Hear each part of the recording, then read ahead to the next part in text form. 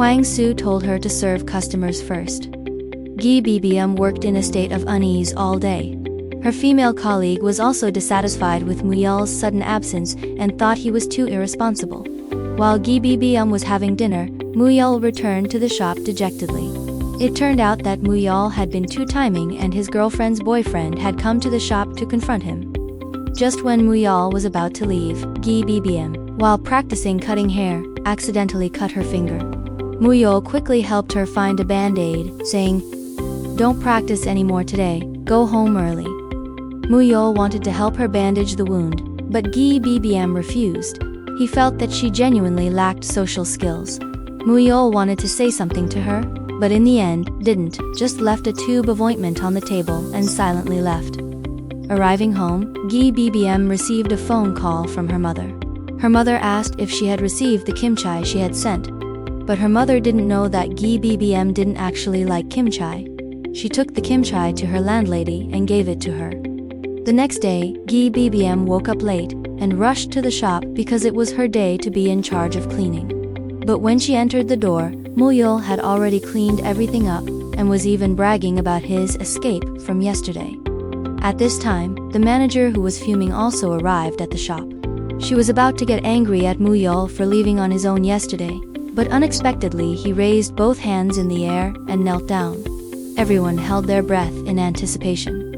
Thinking that Muyol would be fired, everyone was stunned when the manager didn't announce his dismissal, but instead turned the conversation into a reprimand session. After the morning of being lectured by the manager for leaving without permission, Muyol worked like a chicken pecking at rice, diligently as much as possible. In the end, he even got extra tips from customers. When he went out for lunch, a man drove up, saying that he was a friend of Muyol and wanted to find him. But the manager thought that Muyol was causing relationship trouble, and some girl's boyfriend had come to the door looking for him. To avoid conflict from breaking out in the shop, the manager quickly called Muyol. Unexpectedly, his phone was in the closet. After that, she called for Gi BBM, telling her to find Muyol immediately because the salon was currently very crowded with customers. She was worried that if the two of them got into a fight, it would create a bad impression. However, just as Gi BBM stepped into the door, Muyol walked out of the other one. Luckily, Muyol was the type who was hard to drag away. While he was hitting on a pretty young woman, Gi BBM pulled him outside. Seeing the man waiting for him, Muyol hesitated, not wanting to meet him. Gi BBM asked who the man was, but Muyol stammered, unable to say. The salon manager told Gi BBM to get the man to leave. Unexpectedly, a customer recognized him. It turned out he was Song Kang-in, a national soccer player. Just as the customer was about to take out his phone to take a picture with him, the man, having been recognized, quickly left. Everyone felt that this was definitely serious. Muyol had dared to hit on the national soccer player's girlfriend. At this point, the manager called Muyol outside to talk privately. Afterward, the hair salon immediately blew up, everyone thinking that Muyol would surely be fired. Only Gi BBM felt bad for him. She wasn't worried about Muyol being fired, but was just thinking that the salon hadn't been hiring lately. If he left, the remaining staff would have to work very hard. As closing time approached, the manager gathered everyone together. Everyone thought he was going to announce Muyol's firing, but instead, it was a lesson about the need to be economical when using hair repair treatments on a regular basis. The next day, Gi BBM and Muyol had a heated argument. It turned out, the reason Muyol had learned hairdressing was because, while he was having late-night food, he had met a pretty girl who was a student at a cosmetology school. So, Muyol had gone to beauty school just to pick up girls. After that, everyone was curious if Muyol had been able to pursue that girl. Muyol declared that he definitely had, but now he didn't know whose arms she was in. Gi BBM felt that Muyol was ridiculous. Hearing Gi BBM talking behind his back, Muyol immediately retorted, asking her why she got into hairdressing. Was it for some noble ideal, or to further her hairstyling career? Muyol also said that Gi BBM wasn't smart enough to be a doctor or lawyer, nor was she a rich lady who could spend all day playing around. Coming into this profession was clearly just to make money. He advised Gi BBM not to act like she was so high and mighty.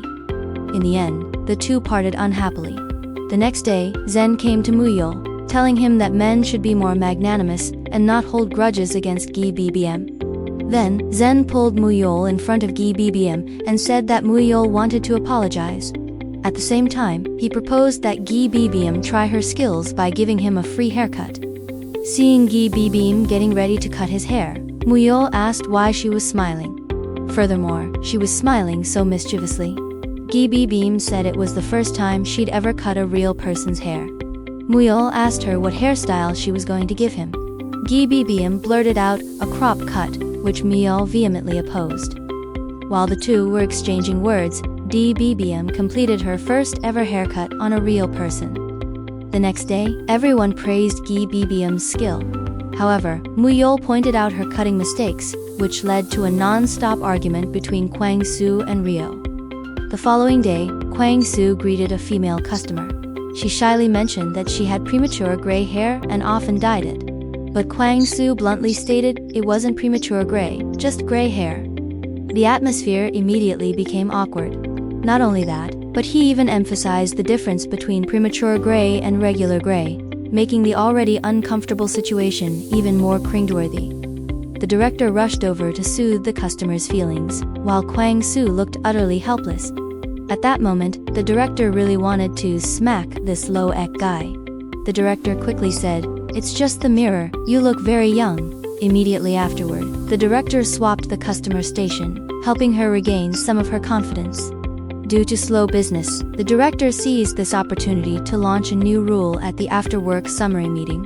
She demanded that Soo Rai, the hairstylist, pay more attention to her appearance, bluntly calling her fat. At the same time, she told Gi BBM not to be so gloomy all the time, like she'd lost her soul. The director had intended to shout out the shop's motto to boost morale, but after thinking about it, realized it was pointless and just gave up. That day, the hair salon welcomed a special customer who sent shivers down everyone's spine. The boy's appearance wasn't just like an earth-shattering earthquake. It made all the staff in the salon try to avoid him, each hoping he wouldn't notice them. The 6-year-old boy named Dongmin scared everyone because his mouth was just unbearable. The hair salon director, having just complimented a customer for looking only 40 years old, overheard the adorable boy being asked, "How old are you?" Dongmin replied, "I'm 6. How old are you, lady?" The customer's face immediately went from sunny to stormy. But Dongmin's behavior was exactly what everyone in the salon expected. Every staff member in the salon had been specially cared for by Dongmin. The director was called Balloon because of her botox. Soo Rai was called Panda Sister because of her plump figure. Basically, everyone in the salon had their own nickname in Dongmin's mind. Dongmin's appearance ruined everyone's appetite. They all gossiped. "He's such a cute kid, why is his mouth so poisonous?" Actually, the most helpless one was probably Muyil. Due to a moment of carelessness, Dongmin had caught him being intimate with a female customer. From then on, Muyil was nicknamed Kissing Brother. As for Gi BBM, she was called Cloud Sister. Although adults shouldn't take children's words to heart, things started to change in everyone's minds. For example, Soo Rai, the chubby girl, started wearing a girdle to look thinner. Seeing her waist shrink, she was very pleased with herself. After that, she didn't forget to put on lipstick and reapply it again and again. At this moment, a young man came to the salon to be Soo Rai's model. After finishing the makeup, Soo Rai rushed out. Seeing this bookish young man, Muyil curiously asked, "Is he your boyfriend?"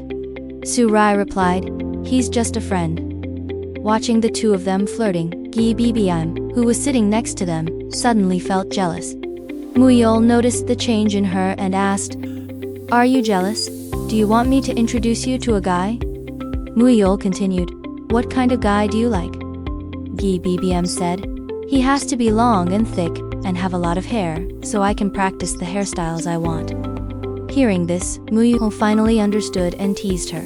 "Do you want to find a boyfriend or a hair model?"